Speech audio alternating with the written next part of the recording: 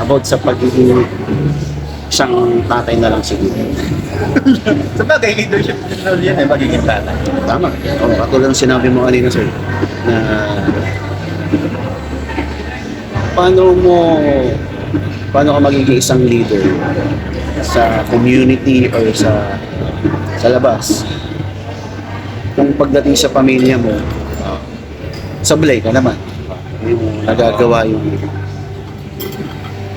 talagang responsibilidad mo. Diba? So, pinaka number one talaga dyan, nag-uumpisa sa pamilya. Paano mo i-handle yung pamilya mo, paano mo sila suportahan, paano mo sila i-guide.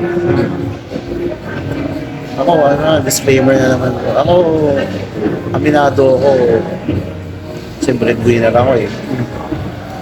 Lagi yung sinisermonan yung mga kapatid ko. Pag may nakikita ako na mali nilang ginagawa, nagagalit talaga ako. Kasi syempre mahal ko sila. Ayoko may mangyaring masama or ano sa kanila. Right. Kahit hindi man kami close ng mga kapatid ko, alam naman ng mga kapatid ko kung paano ko sila suporta. Alam mo yung, hindi naman sa pag-ano. Kahit wala ka ng pera, pag nanghingi yung kapatid mo or yung mga pamilya mo, kahit 100 na lang o 500 na lang yung patira sa pera mo. Pang budget mo na lang yun ng isang week mo. Bibigay mo. Kasi syempre, patitiis mo ba yun na ikaw okay ka?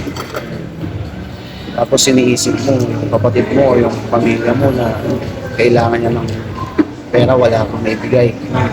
Or wala kang ibinigay na kahit may maibibigay ka kahit pa paano. So yun, doon talaga sa akin magsisimula yun. Pagiging isang leader. Magsisimula talaga yan sa pamilya. Kasi ang pangit lang sigurong imaginein mo, sir, leader ka, magaling ka sa labas. Pero pagdating sa pamilya, sasabihin ng kapatid mo, ay, kuya ko, ganyan yun. Pero wala naman yun sa bahay. Hindi nga marunong maghugas ang plato yan. Hindi nga marunong magluto yun eh. Parang ganun yung kumbaga, kung ano ka dapat sa pamilya mo, kung ano yung pinapakita mong maganda, maayos, or ano sa bahay, ganun ka rin dapat sa labas. Para syempre, kasi may nag-hold sa'yo eh. May parang sabi, holding back pag nagsasabi ka sa labas na ito, ganito gawin mo. Ganito dapat ang isang leader. Pero ikaw mismo sa sarili mo, sa pamilya mo, hindi mo nagagawa. Diba? So, magsimula muna siguro sa pamilya. Right. Ano yan eh, merong tinatawag na beauty and complexity. So, hindi ko alam ibig sabihin. Hindi ko rin alam yung ibig sabihin. maganda lang siyang pakinggan. Pero kidding aside, meaning, iba-iba kasi tayo on how we were raised sa family.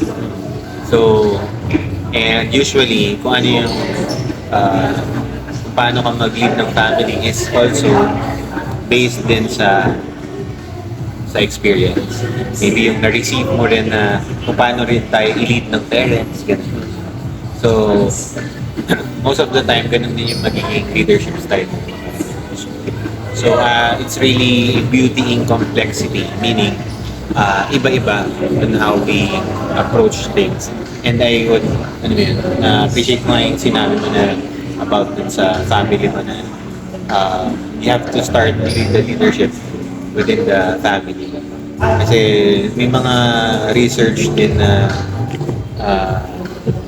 lumalabas na yung component ng family ngayon, general, na na deteriorate na siya in some research. Specifically controlled by social media. Sometimes, yung role ng father, medyo hindi na ganun na highlight na padre de pamilya. Kasi nga, naiba na yung version ng tatay niya. Yun. Ang tatay ang Kaya nga siya naging padre de pamilya. Kaya nga siya naging haligi ng tahan. So, naiiba na yung meaning. So, yun kasi yung foundation ng tahan. Tapos pag hindi kasi solid yung foundation, normally, doon na nagsa-start na sa labas niya kukunin yung source of fulfillment niya as a person. Pag hindi napupunan na within the family structure yan, like for example, yung basic good manners and right conduct, it should start, I would parang propose na it should start from the family. Para at least confident din yung parents na paglabas ng mga kids nila, well-equipped na sila of GMRC kasi napapractice siya sa bahay pa lang. Okay. So, parang train them na kung ano yung gusto mong maging nila pag on their own na. Kasi kailangan natin tandaan na limitado lang yung time natin sa mga anak natin. Darating yung time, they're on their own na. Sila na yan. So, kailangan, parang I would propose na pag nasa custody natin sila, nandiyan pa, bata pa, natuturuan pa, lahat ng tama at mali, alam na nila dapat. Ititrain na natin sila. Para pag labas nila, alam mo yun, pag nag-18 na yan, 19, 20, meron na silang prinsipyo na proven to kasi sa bahay na pa-practice ko. Magalang sa magalang sa kapwa, hindi manglalamang, magiging masipag sa trabaho, makikisama, yun yung mga basic. Tapos yung may control sa sarili, yan. So normally, yun yung mga basic. Kasi pag yun, na-practice ng bata at naituro sa bahay, yun, confident yung parents na okay yan kasi pag ano yan. Kasi yan, kung paano magdala ng problema, yan. Yan din yung isa dapat na tinuturo sa bata. Kasi yan ang mga hindi may iwasan pag tumanda. Lagi yan may problema. Iba-iba lang, pero lagi yan may problema. So, pag naturuan yung bata kung paano mag-handle problema, rest assured yan, makakasurvive yan sa mundong iba. Sa mundong gagalawan niya in the future. And as a parent, fulfilling yun. Kasi lumaki siyang, napalaki natin siya na matuwid. May mga pagkakamali, pero alam niya kung saan yung tamang direksyon. Yun lang na. Tama. Saka totoo yung sinasabi nila na hindi kawawa yung bata na inuutusan lagi sa bahay. Hindi yun. Ang kawawa yung batang binibaby mo, kahit alam, kaya niya nang gumawa, kahit magulas ng pinggan o ano, pero hindi mo ginagawa, hindi mo inuutusan, binibaby mo siya. Kawawa yun paglaki. Walang Kasi- magbibaby sa kanya sa labas eh. Saka hirap siya agad pagdating pa lang sa bahay. Paano kung mag-isa na lang siya? Oo. Paano niya gagawin magluto? Magulas ng plato? Wala siyang, hindi niya alam. Doon pa lang sa bahay, hindi niya alam gagawin niya. Correct. What more pa sa labas, di ba? So, katulad si Bongbong Marcos, sir, lagi niyang inaano yung tatay niya na dahil sa tatay ko, ano si Bongbong Marcos ngayon, dahil ganun yung pagpapalaki sa kanya ng tatay niya. Parang ganun. Parang din sa mga sports, sa UFC. So, Sila- magkano din ako. Sasuggest din ako. Oh, sir, pwede ka naman mag-suggest, sir. Oh, kahit sino, wala naman. Hindi, yun sir. nga. Again, iba-iba naman naman. Sorry, sa UFC, go. Sa UFC, sila, lahat ng mga yun, lagi nilang, lagi silang unang-una silang nagpapasalamat sa mga parents nila. Ito Oo naman. para sa magulang ko to, yung panalo ko na to kasi syempre iba yung pagpapalaki sa kanila na alam mo yun, sir, na iba kasi yung talagang yung relationship ng anak sa magulang. Pag laki ng anak, talagang ikaw talaga yung inaay niya as role model sa kanya. So parang naano lang talaga ako patulad sa UFC nga, sir. Lagi nilang ito para sa nanay ko to, para sa tatay ko to, para sa iyo to. Kasi hindi mo ako pinabayaan, tinulungan mo ako hanggang sa ganun. Parang gano'n, sir. So, pwede mo naman i-suggest kung sino yun. Nagulot ako. Kala ko generalize. Anyway, kidding aside. Ayun. Again, ano lang, siguro disclaimer. Iba-iba nga talaga na kung paano yung sabi natin parenting. Kasi pwedeng may variation or parang may mix eh. Mix. May mix yan in the sense na baka pwede naman na maybe din at the same time naging success. May ganun eh, may mga ganun din. So, pero yun nga, parang based on our parang perspective yun. So, we're encouraging lang naman the discussion yung kung ano yung sa tingin natin, yun yung clincher dun. Yung sa tingin natin, what works and what doesn't. Oo. Very good. Kasi parehas naman tayong tatay. In terms of ano naman, parang parenting in digital age. Kasi itong mga phones, ano na to part na ito ng society. So, hirap na siyang alisin sa bata kasi sanay na. Kaso kasi, may mga studies din na talagang merong hindi magandang maitutulot ang social media. Ang social media, ang technology, kasi ano siya, stimulant. Meaning, stimulant. Search nyo na lang yung meaning ng stimulant. Pero nakakapag-produce siya ng effect sa brain. So, yun lang. So, again, alamin nyo yung research about what you're doing para kasi naniniwala ako sa kasabihan na nasa huli yung pagsisisi. Ayun. And may mga bagay na hindi na mababalik ng panahon.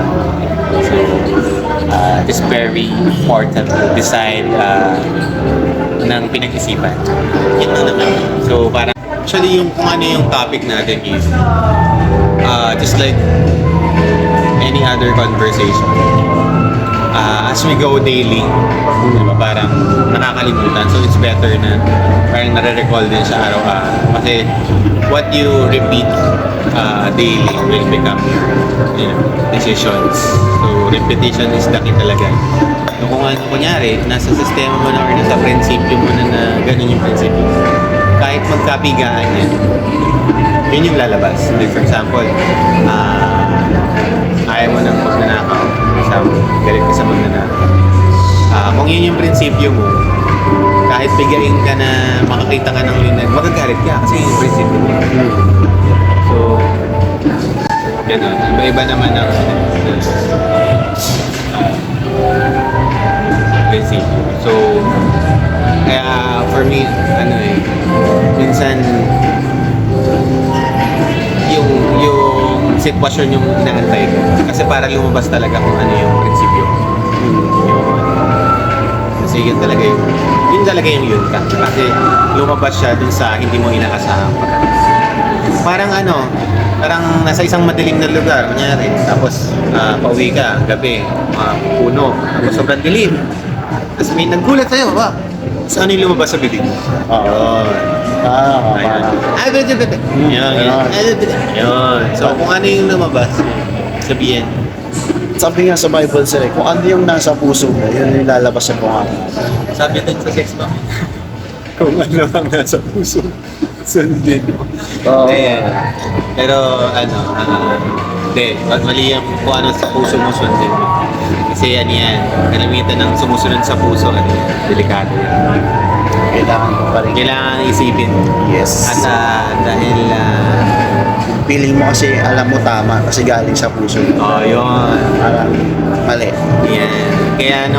Kaya dyan pumapasok ang dasal. Yan. Kasi ang dasal, pag naisip mo na, pag naramdaman mo na, iisipin mo na siya, may additional safety net. Yan. Which is yung dasal na, okay, naramdaman ko, tama ba to? Inisip mo, okay, pag-isipan ko, and then, sige nga, pagdasal.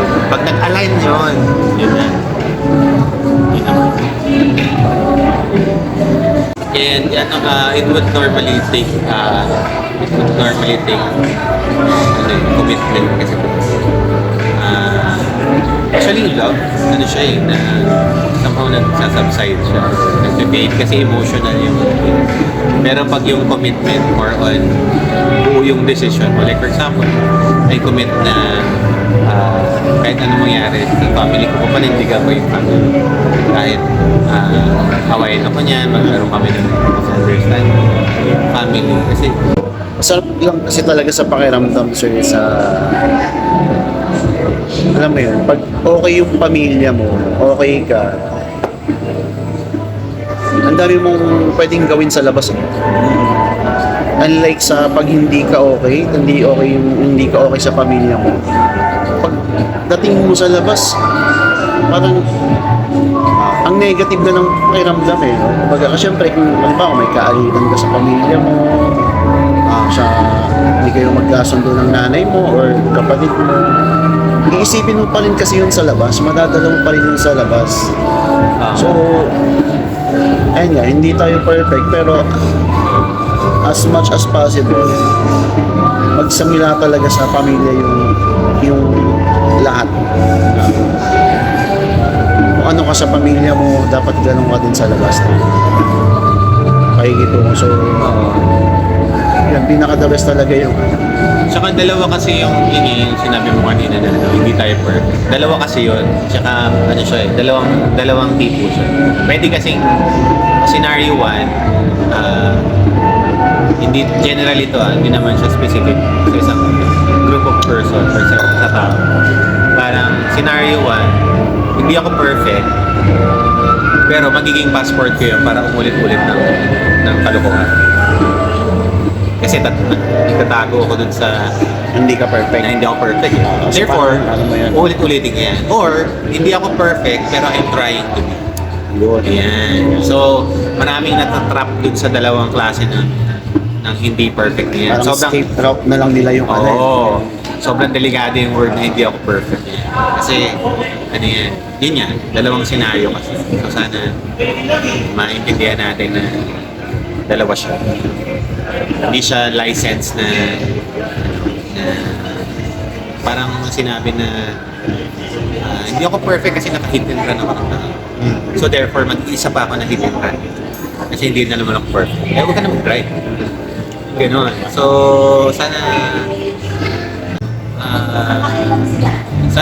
may mahulot na aral. Kasi again, nasa huli ang pagsisisi. And, yun lang. Gusto ko lang ulit-ulitin na nasa huli ang pagsisisi. And, sabi nga ni, kakapanood ko lang to eh. Though, lagi kong nagiging cautious na rin siya sa mga pangalan. Though, laging napapanood ko na rin to, pero panood ko ulit tsaka hapon. Sabi ni brother kung mahal mo sa buhay, habang nabubuhay pa, ibigay mo na, itodo mo na yung mga dapat mong gawin mo. Kasi hindi mo yan, kumbaga hindi mo maitotodo yan pagpatay na sila eh. Kasi paano nila mararamdaman yan? Habang nabubuhay yung mga mahal natin sa buhay, para hindi tayo pag hindi natin pagsisihay na sana ginawa ko to nung nabubuhay. Gawin mo na kayo. Kasi yan nga, sabi mo sir, nasa huli lagi ang pagsisisi. Di naman ako eksperto, pero ganun kasi yung nangyari. Isa natin. Ano tayo kasi? Reactive kaysa proactive. Kung kailan may nangyari sa kanak tayo, hindi natin ma-realize yung value. Wala pa.